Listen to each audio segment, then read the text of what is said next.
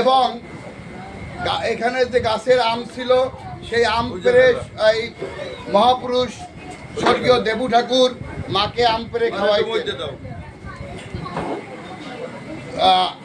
2000 আজ থেকে প্রায় 30 বছর আগে সেই ছোটোবেলার থেকে আমি এই মন্দিরে মানে যখন হাফ প্যান্ট পরতাম তখন থেকে এই মন্দিরে এই বাৎসরিক পূজা এখানে আইতাম। তখন ফাল্গুন মাসে পূজা হইতো। ভক্তগণ, কালক্রমে আমার বন্ধু মন্তর সাহা এই পূজার দায়িত্ব পায়। পূজার দায়িত্ব পাওয়ার পরে গণদী বন্দরে এই ভক্তগণ দয়া করে 2 মিনিট সময় চাইছি, কেউ কথা বলবেন না, গুরুত্বপূর্ণ একটা কথা বলবো আজকে। আমার বন্ধু চিত্ত সাহার পোলা মন্তর যখন এই পূজার দায়িত্ব পায় তখন আমার গণদী বন্দর বাজারে গিয়ে আমার একদিন বললো যে সুভাষ, গত বছর বাজারে কালেকশন করছি মাত্র 80 টাকা পাইছি, তুই এই বছর কালেকশনে লাম, তুই একটু কালেকশন করে দে। সেই বছর আমি কালেকশনে লাইমা 425 টাকা পাইছি।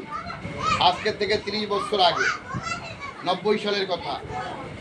তখন এই রাসু ঠাকুর পূজা করতেন। রাসু ঠাকুরের পরে ওই যে ঘোষবাড়ির কে ছিল তুমি, নন্দলাল ঘোষ পূজা করতো।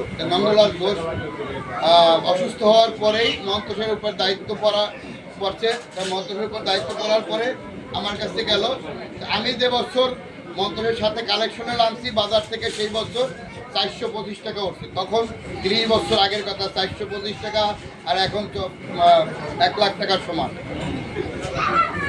তো সেই থেকে মা আমাকে এখানে এই মন্দিরের ভক্তদের চরণ সেবায় নিয়োজিত করেছেন। ভক্তরা আপনারা আমাকে সেক্রেটারি পদে অর্পণ করেছেন। আমি সেক্রেটারি পদে যোগ্য নই, আমি এই মায়ের মন্দিরের একজন ঝাড়ুদার হিসাবে যোগ্য। আমার জীবনে, আমার এই 30 বছরের জীবনে আমি এহেন কাহিনী, এরকম পূজার মহিমা আমি পাই নাই।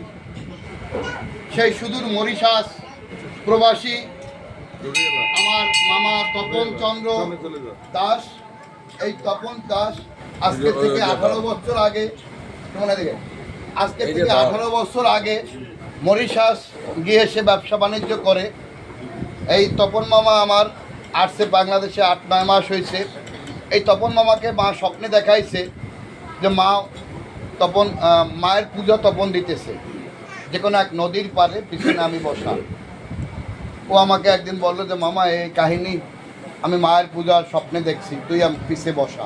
ঠিক আছে মামা। আমি যখন পিছে বসা তখন আমার মা ওই দেবু ঠাকুরের মা, ওই দেবু ঠাকুরের মা তোরে পূজা দিতে কইছে মামা।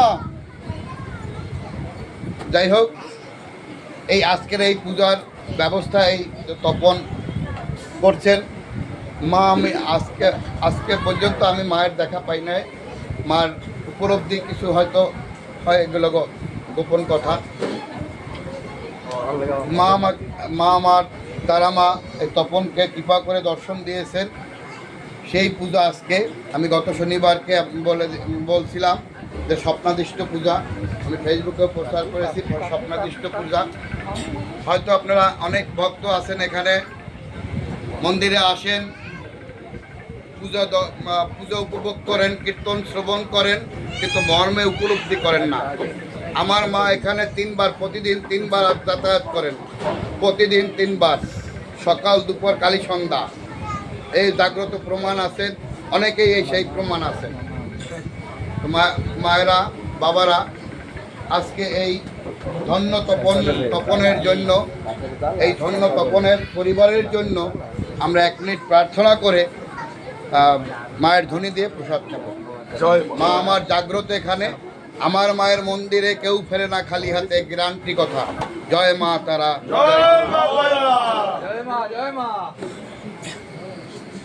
জয় মা জগৎ জননী মা তারা। মা আজকে তোমার যে সন্তান এই পূজার আয়োজন করেছে, তুমি তাকে তুমি স্বপ্নাদিষ্ট করেছো মা।